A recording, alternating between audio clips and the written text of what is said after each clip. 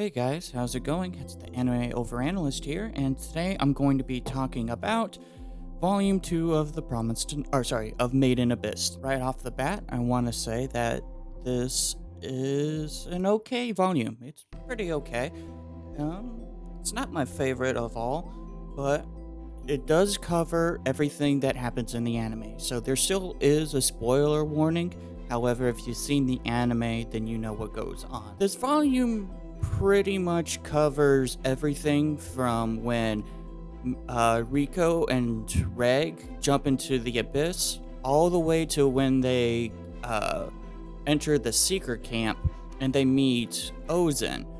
And Ozen kind of tells Rico of her backstory of how Rico was initially a miscarriage, and she had placed Rico in this kind of like time capsule, this relic, and Rico woke up again and was a-okay. And then at the end, she tested Reg and pretty much beat him up pretty severely. Yeah, like, got an image of Reg being pretty utterly defeated here. And so finally she lets him go, and basically she, along with like everyone in this freaking world, put so much pressure on Reg because they're constantly telling Reg, you've gotta protect Rico, you've gotta protect Rico, you gotta protect Rico. And I mean, that's what he wants to do, that's literally his goal, but everyone and their brother is telling him to do that. I do wish that they explore the first and second layer a little bit more. Now, I do believe they do that in the anime a little bit. I remember there was this one episode where they go into a cave and they're being chased by all these creatures. In fact, I think they're even chased by a corpse sweeper. The corpse sweeper is like the creature that constantly goes after Reg or one of the creatures that goes after Reg and Rico in the anime. They only have one encounter with it in the manga, and so I kind of wish that they explore more creatures. They did show off like a spidery type creature in the very beginning. Once again, here's the corpse sweeper. There's a dead guy right there, but he's imitating his voice to make it sound. In fact, Reg gets nightmares from this guy, thinking that that dead person is Rico, which is a really nice touch.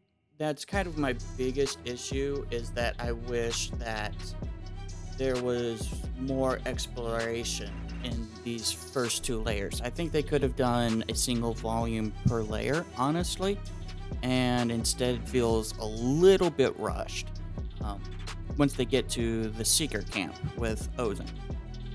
So that's kind of my initial thoughts.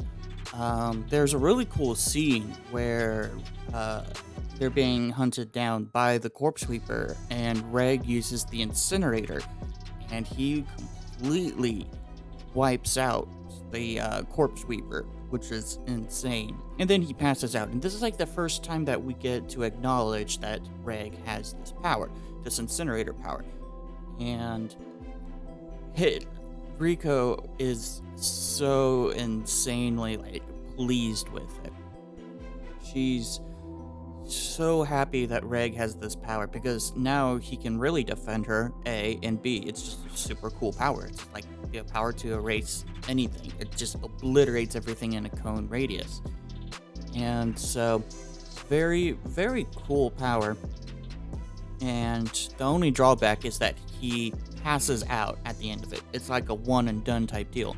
And that's something that Ozen even tests him on, is what's your fighting capabilities? Because once you go deeper into the abyss, you're going to be fighting much more powerful creatures, and the last thing you want to do is pass out when Reg needs your protection. So the incinerator should be a last resort. And I like that. Super OP power that's balanced because of the circumstances of the world. Don't really have very much else to say about this volume. Like I said, it's really not my favorite. I feel like it's fast-paced. They do meet Habbo again, and Habbo kind of gives them a little bit of advice. Tabo is like, he's one of the white. Is he a white whistle? I don't even think he's a white whistle. Black whistle. So, yeah. I guess I could talk about Maruk for a hot second. Maruk is the child that has like a some kind of syndrome that she can't be outside in the sun, and they're trying to play up like what is Maruk's gender a little bit. Like is it Maruk a male, female? And my answer is doesn't matter. Doesn't really matter. However, the fan art by the author makes her depicts her as female. And the only reason why I say that is because he really likes to show titties. And that is something. We do get to see Rico's titties in this volume, and it's very unapologetic.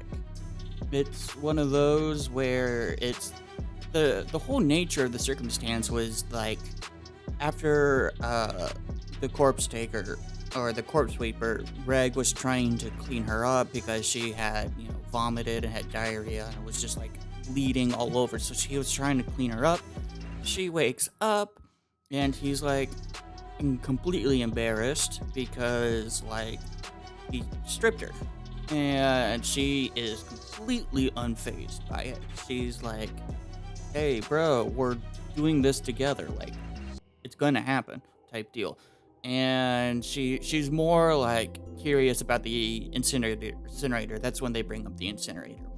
And there's like this huge scene in the anime where they really show it. And they got like colorful lights behind her. Like, it's a very powerful scene, not going to lie. She stands up, like arms spread, like I'm accepting this world. And it is a very, very powerful scene. Yeah, that's going to be the end of this video. I'm give this one maybe a 7 out of 10. It's not bad. It's just, I wish they explored more of the first and second layer, honestly. Like, having read the entire series, up to this point at least, like, all the other layers get to be a little bit more dived into. Especially this bottom layer that's going on right now. And I kind of wish that, they just kind of show off a little bit more. There's so much that can go on in this world.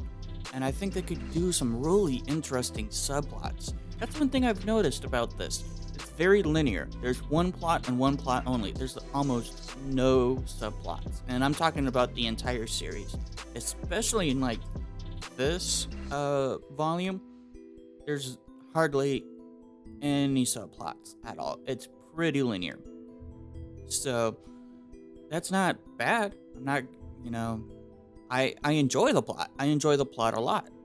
It's just there's so much opportunity, and that's kind of what I had my issue with, Promised Neverland, was that they had so much opportunity for some world building. And they started off doing that amazingly with Goldie Pond. And then they didn't do it in the anime, and then they didn't really go further in the manga, so ah well. Anyways, that's going to be it for me. I've been the Anime Over Analyst, and I'll see you guys in the next video. Peace.